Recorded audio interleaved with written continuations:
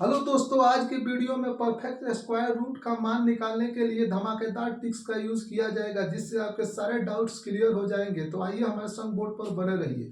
कुछ संख्याएं हैं जिनका हमें परफेक्ट स्क्वायर रूट का मान निकालना है। तो सबसे पहले हम देखते हैं कि इसका यूनिट डिजिट क्या है। अगर यूनिट डिजिट 1, 4, 5, 6 और 9 हो तो उस संख्या का परफेक्ट स्क्वायर रूट का मान निकलता है। जबकि 3, 2, 3, 7, 8 उसका यूनिट डिजिट हो तो परफेक्ट स्क्वायर रूट का मान नहीं निकलता है। इसका मान निकालने के लिए सबसे पहले 1 से लेकर 10 तक की संख्या का स्क्वायर मालूम होना चाहिए, या इससे ज्यादा वाली संख्या का मान याद रहने से हम आसानी से उसका वर्गमूल निकाल लेते हैं। तो आइए 3 अंकों की संख्या का हम वर्गमूल निकालते हैं। तो 3 अंकों की संख्या ये लिए है, इसका वर्गमूल हमें निकालना है। तो सबसे पहले देखेंगे कि यूनिट डिजिट कितना है। तो यूनिट डिजिट 6 है, तो 6 किस संख्या का स्क्वायर करने से आएगा।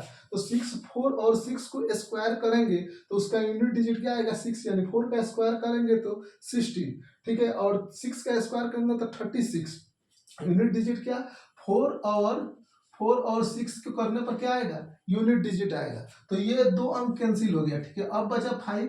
5 देखेंगे कि किन दो संख्याओं के स्क्वायर करने पर उनके बीच में आ रहा है। तो 5 जो है 2 का स्क्वायर और 3 के स्क्वायर करने पर उनके बीच में आ रहा है। तो जो छोटा होगा वही उसका ही मान लिया जाता है। तो छोटा में क्या है, 4 है, तो 4 का 2 का स्क्वायर 4 है, तो यहाँ पे क्या ले लेंगे 2। ठीक है, अब उसके बाद क्या किया जाएगा कि यहाँ पे 2 को इसकी अगली संख्या से 2 को इसकी अगली संख्या से गुना करते हैं। तो कितना आ गया 6। अब देखते हैं कि ये 6 5 से ज्यादा है या कम है। अगर ज्यादा होगा 5 से तो 4 छोटी वाली संख्या लेंगे, और जबकि यह कम होगा 5 से गुना करने पर तो बड़ी वाला संख्या लिया जाता है। तो यहाँ पे क्या है, 5 से ज्यादा है तो कौन संख्या होगा, छोटी वाली संख्या यानी 4। तो इस संख्या का वर्गमूल क्या निकल गया 24। आइए नेक्स्ट सवाल को बनाते हैं।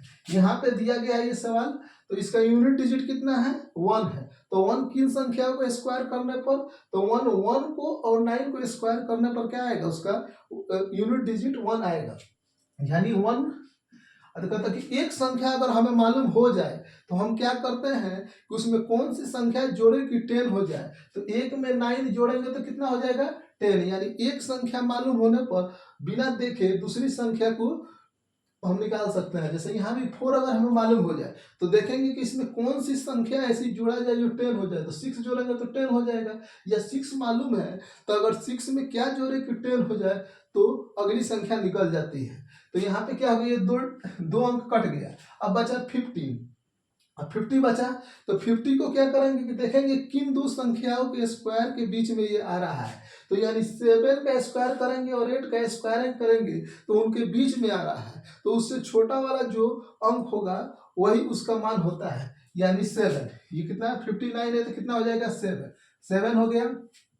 अब इन दोनों संख्याओं में चेक करना है कि 1 ले या 9। तो इसके लिए क्या करते हैं कि 7 को उसके अगले संख्या से गुना करेंगे और तब देखेंगे। तो अगले संख्या से गुना करेंगे तब देखते हैं ये 50 से ज्यादा है या कम है। अगर ज्यादा होगा तो 1 छोटा वाला होगा, अगर कम होगा तो क्या होगा, बड़ा वाला अंक लेते हैं। तो ये कितना हो जाएगा, छोटा वाला अंक ज्यादा है, 50 से ज्यादा है तो कितना हो जाएगा छोटा वाला अंक। आइए इस सवाल को बनाते हैं। इसका भी देखेंगे यूनिट डिजिट 2 अंक लिए। तो यूनिट डिजिट कितना है 9। तो 9 किस संख्या का स्क्वायर करने पर आएगा 3 का। 3 का आ गया, तो 3 में क्या जोड़े कि 10 हो जाएगा, तो 7 जोड़ेंगे। तो 7 जोड़ेंगे तो यानी 3 का स्क्वायर और 7 का स्क्वायर करने से क्या आएगा, उसका यूनिट डिजिट 9 आएगा। तो ये 2 अंक तो कट गया, बचा कितना 106। अब देखेंगे 106 किन दो संख्याओं के स्क्वायर करने पर उनके बीच में आ रहा है। तो 10 का स्क्वायर और 11 का स्क्वायर करने पर उन संख्याओं के बीच में आ रहा है। तो उसमें से छोटा वाला जो स्क्वायर होगा उसको लिया जाता है। छोटा कितना है 10 का स्क्वायर है, तो यहाँ पे क्या ले लेंगे 10, यहाँ पे ले लेंगे 10। ठीक है, यहाँ पे क्या ले लिए 10। उसके बाद देखेंगे चेक करेंगे इन दोनों में से कौन से अंक लिया जाए। तो इसके लिए इस संख्या के इस संख्या के अगली संख्या से गुना करेंगे। तो अगली संख्या से गुना करेंगे और गुणनफल इस संख्या से अगर ज्यादा आ जाएगा तो छोटा वाला, अगर गुणनफल इस संख्या से कम आता है तो बड़ा वाला अंक लिया जाता है। तो यहाँ पे ज्यादा आ गया तो कौन लेंगे छोटा वाला, यानी इस संख्या का वर्गमूल निकल गया।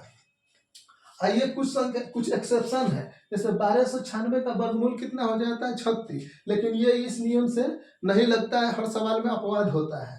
कुछ संख्या दिए हैं जिसे आप लोग बनाकर कमेंट बॉक्स में उसका आंसर दीजिएगा। अगर ये वीडियो आप लोग को पसंद आए तो लाइक कीजिएगा, अगर हमारे चैनल पर पहली बार है तो चैनल को सब्सक्राइब करें और इस वीडियो को ज़्यादा से ज़्यादा शेयर करें कि पढ़ने वाले बच्चों तक पहुँच जाए। तब तक के लिए नेक्स्ट वीडियो में जय हिंद।